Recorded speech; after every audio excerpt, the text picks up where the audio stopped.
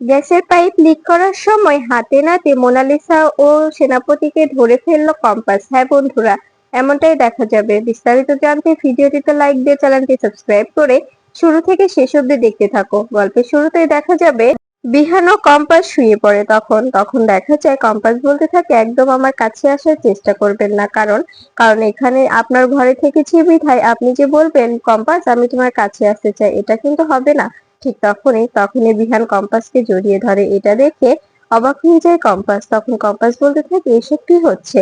তখন তখন দেখা যায় বিহানকে জোর করে চেপে ধরতে থাকে আর বলতে থাকে, একটু নড়াচড়া করবে না, এটা এটা আমার অধিকার। তোমার কাছে আমি কখনো অধিকার ফলাইনি, কিন্তু আজকে আজকে আমি কিছুতেই ছাড়বো না। একদম চুপ করে থাকবে। একদম বাড়াবাড়ি করলে কিন্তু খারাপ হয়ে যাবে কম্পাস।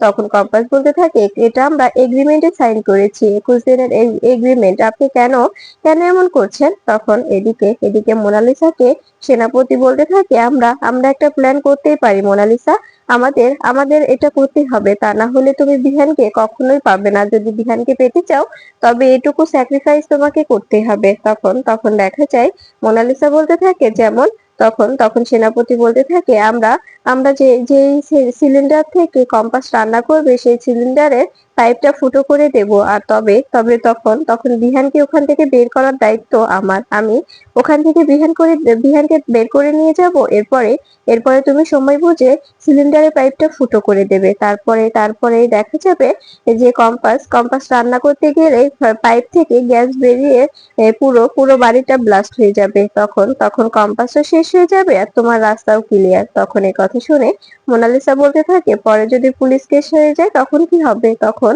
তখন এ কথা শুনে সেনাপতি বলতে থাকে, সেটা সেটা পরে দেখা যাবে, আমরা তো কোনো প্রমাণ রাখছি না, তবে তবে পুলিশ কেস হলেই বা কি, কেউ কি করে বুঝবে? ঠিক তখনই মুক্তি এসে বলতে থাকে, হ্যাঁ হ্যাঁ মোনালিসা, একটাবার সুযোগটা নিয়ে দেখো না, একবার একবার তো রিস্ক নিতেই পারো, তাই না? তখন তখন এ কথা শুনে মোনালিসা বলতে থাকে, মুক্তি মাসি, কোনো ঝামেলা হবে না তো? তখন তখন মুক্তি বলতে থাকে, পরেরটা পরে বোঝা যাবে মোনালিসা, এখনই যদি এসব নিয়ে ভাবো তবে তবে কি করে তুমি বিহানকে পাবে আর কি করে বা সামনের দিকে এগিয়ে যাবে বলো তো?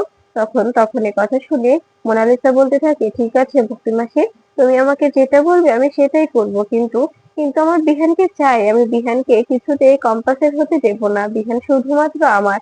আমি বিহানকে ভালোবাসি। বিহানকে ছাড়া আমি কখনো কিছু ভাবতেই পারি না, তাই আমি বিহানকেই চাই। এদিকে এদিকে দেখা যায় বিহান বিহান কম্পাসকে জড়িয়ে ধরে বলতে থাকে, কম্পাস, তুমি কেন এমন করো বলো? তুমি তো জানো যে আমি তোমাকে ভালোবাসি, তারপরেও তুমি কেন আমাকে দূরে ঠেলে দাও? তখন তখন কম্পাস বলতে থাকে, দূরে আমি ঠেলে দিই না বিহান, তুমি আমার থেকে দূরে চলে যাও, কারণ কারণ তুমি মোনালিসাকে ভালোবাসো। মোনালিসার কথায় তুমি ভিজে যাও। মোনালিসার কথা তুমি সবসময় বিশ্বাস করো, আমাকে নয়। আমার ভালোবাসা তোমার বিশ্বাস হয় না, কিন্তু মোনালিসার ভালোবাসা তোমার সবসময় বিশ্বাস হয়, বুঝতে পেরেছো? এই বলে দেখা যায় বিহানকে ধাক্কা দিয়ে সরিয়ে দিলে তখন বিহান বিহান বালিশে শুয়ে পড়ে আর সেখানে শুয়ে শুয়ে ভাবতে থাকে, সত্যি তো কম্পাসকে আমি কতটা ইগনোর করি। এদিকে কম্পাস পাশ ফিরে হাসতে থাকে আর বলতে থাকে, বিহান স্যার, সত্যি কি আপনি আমাকে ভালোবাসেন? তখন এদিকে বিহান বলতে থাকে, আমি যে তোমাকে কতটা ভালোবাসি কম্পাস বলে বোঝাতে পারবো না। তুমি আমার মুখের ভাষা বোঝো না, তুমি বুঝতে পারো না যে আমি আমি রাগের মাথায় এমন করি, তোমার কাছে ভালোবাসা পাবার আশায় এমন করি, কিন্তু তুমি তো কখনো আমাকে ভালোবেসে কাছে টেনে নাও না, কখনো ভালোবেসে আগলে রাখো না। এদিকে কম্পাস বলতে থাকে, আমি আমি 21 দিন পরে আপনাকে আপনাকে নিজেকে উৎসর্গ করে দেব। আপনি আপনি একদম চিন্তা করবেন না দিলেন স্যার। এদিকে দেখা যায় মোনালিসা মুক্তিকে বলতে থাকে, মুক্তি মাসি, তুমি একদম চিন্তা করো না, সবকিছু ঠিকঠাক ভাবে হবে। আমি ওই কম্পাসকে শেষ করে দেব। কম্পাসকে শেষ না করলে আমার আমার পথের কাঁটা দূর হবে না, পথের কাঁটা আমাকে সরাতেই হবে। কম্পাসের জন্য আমি অনেক স্যাক্রিফাইস করেছি, অনেক। কম্পাসের জন্য বিহান আমার থেকে দূরে চলে যাচ্ছে, আমি আমি এটা কিছুতেই সহ্য করব না। তখন তখন দেখা যায় মোনালিসা চলে গেলে তখন মুসলিম সেনাপতিকে বলতে থাকে, সেনাপতি, এসব কি করছিস তুই? মেয়েটাকে কি মার্ডারার বানিয়ে দিবি? তখন তখন সেনাপতি বলতে থাকে, ও যদি মার্ডারার হয় তবে আমাদের সমস্যা কি? আমরা তো আর সামনে আসছি না, আমরা তো আর কিছু স্বীকার করব না, ধরা পড়লে ও পড়বে, আমাদের আমাদের তো কোনো দায়ভার নেই। তখন তখন মুক্তি বলতে থাকে, একদম একদম যা বলেছিস। এরপরে দেখা যায় সকালবেলায় কলেজ থেকে একজনকে টাকা খাইয়ে কিঞ্জলের সাইন নেওয়ার জন্য মুক্তি তাকে পাঠিয়ে দেয়। এরপরে লোকটি এসে কিঞ্জলকে দিয়ে সকল পেপার সাইন করাতে থাকে। আর কিঞ্জল বলতে থাকে, আপনি আপনি ভালোই করেছেন। আসলে আসলে আমার আজকে কলেজে যেতে ইচ্ছে করছে না, একটু শরীরটা খারাপ তো, তাই আপনি এসে পড়েছেন, ভালো হয়েছে, আমাকে আর যেতে হলো না। তখন তখন দেখা যায় লোকটি বলতে থাকে, হ্যাঁ, আমার আমার কাগজপত্রগুলো সাইন করানোর বেশ প্রয়োজন ছিল, তো তাই তাই এলাম।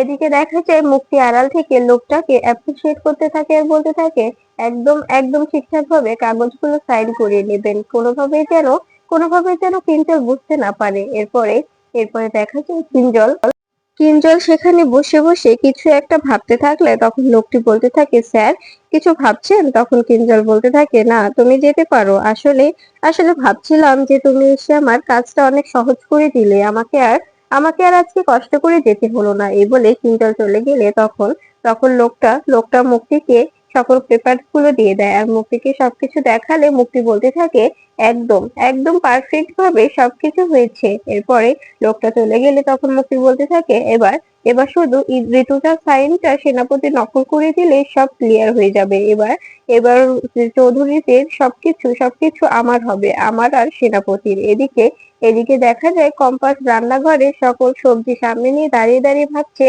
এখন কি করবে, এতগুলো রান্না কম্পাস কি করে সামলাবে। ঠিক তখনই তখনই মেঘমালা আর রশ্মিকা এসে বলতে থাকে, কি ব্যাপার কম্পাস, কি হয়েছে, তুই এতটা এতটা চিন্তিত কেন? তখন কম্পাস বলতে থাকে, দেখো না দিদি ভাই, কতগুলো কতগুলো রান্না, এই এতগুলো রান্না আমি একা কি করে সামলাবো, আমি তো বুঝতেই পারছি না। তখন তখন রশ্মিকা বলতে থাকে, কেন ছোট বৌদি, তুমি তো সবার সামনে চ্যালেঞ্জ নিলে যে তুমি নাকি নিজেই রান্না করবে, কারো হেল্প নেবে না, তাও আবার বাঙালিয়ানা ডিশ।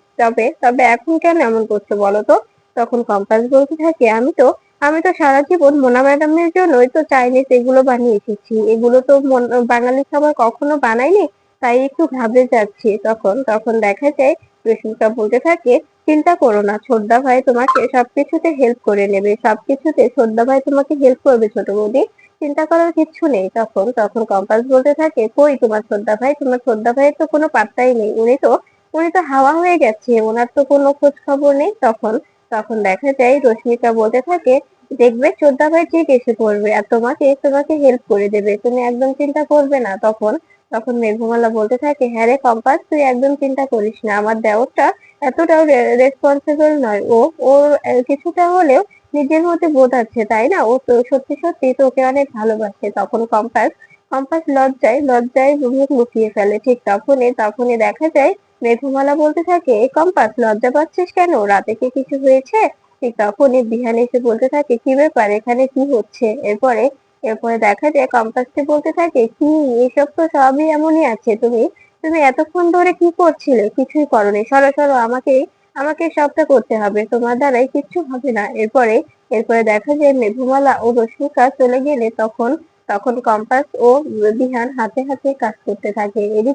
এদিকে দেখা যায় রান্নাঘরে উঁকি ঝুঁকি মারতে থাকে মোনালিসা। মোনালিসা বলতে থাকে, বিহান, আমি তোমাকে কিছুতেই কম্পাসের হতে দেব না। এরপরে সেনাপতিকে ডাকলে তখন সেনাপতি এসে মোনালিসার পাশে দাঁড়ায় আর বলতে থাকে, এই দেখ, এটাই সুযোগ, এভাবে এভাবে যখন ওরা একসঙ্গে কাজ করছে, আমি বিহানকে এখান থেকে সরিয়ে নিয়ে যাব। তখন তখন দেখা যায় মোনালিসা বলতে থাকে, কম্পাসকেও তো সরাতে হবে, শুধু বিহানকে সরালেই কি হবে? তখন তখন সেনাপতি বলতে থাকে, হ্যাঁ একদম, আমি বিহার কম্পাসকেও সরিয়ে নেব, আর এই সুযোগে তুই কাজটা করে নিবি, কিন্তু কিন্তু সমস্যাটা তো একটা জায়গায়। তখন তখন মোনালিসা বলতে থাকে, যেমন কোন সমস্যার কথা বলছিস তুই? এদিকে দেখা যায় কম্পাস ও বিহান মিলে বড় একটি কড়াই নামাতে থাকে। তখন বিহান বলতে থাকে, তোমার দ্বারাই কোনো কাজই হবে না কম্পাস, শুধু শুধু তুমি ও লোকজনদের সঙ্গে শত্রুমি তৈরি করতে পারো, সবার সঙ্গেই নিজে ঝামেলায় বাঁধতে পারো, কিন্তু ঘরের কাজ কিচ্ছুটি করতে পারো না, এটুকু একটা কড়াই তাই তুলতে পারছো না। তখন এই কথা শুনে কম্পাস হাসতে থাকে। এদিকে দেখা যায় সেনাপতি বলতে থাকে, কম্পাস তো অনেক চালাক, তাই দেখ, ওই দেখ, সিসিটিভি ক্যামেরা লাগিয়ে দিয়েছে এখানে। এখানে সিসিটিভি ক্যামেরা থাকা অবস্থায় আমরা কোনো কিছু করতে পারবো না, তবে তো ফুটেজটা রয়ে যাবে। তখন তখন দেখা যায় কথা শুনে মোনালিসা বলতে থাকে, তবে এখন কি করবি, এখন এখন কি করা উচিত? তখন তখন এই কথা শুনে দেখা যায় সেনাপতি বলতে থাকে, আমি আমি সামলে নিচ্ছি, তোকে তোকে এতটা ভাবতে হবে না, তোকে এতটা চিন্তা করতে হবে না, আমি আমি সবটা সামলে নিচ্ছি, কি করে কি করা যায় সবটা আমি দেখছি, তুই শুধু তোর কাজে ফোকাস কর। তখন এই কথা শুনে মোনালিসা বলতে থাকে, ঠিক আছে, তুই তুই কি করবি করে নে, আর আমার সময় এলে আমি আমি কাজটা নির্দ্বিধায় করে দেব, কোনো সমস্যা হবে না। আর মুক্তি মাসি রেডি তো? তখন তখন সেনাপতি বলতে থাকে, আমি আমি দেখছি, সেটা আগে আগে আমাদের এই কাজটা করতে হবে, আগে আমাদের এই যে সিসিটিভি ফুটেজের তারটা এটা এটা কেটে দিতে হবে, তা না হলে তো সবকিছু রয়েই যাবে। এদিকে এদিকে দেখা যায় বিহান সবজি কাটতে থাকে আর বলতে থাকে, কম্পাস তুমি কিন্তু হাতে হাতে সবটা করে নাও, তা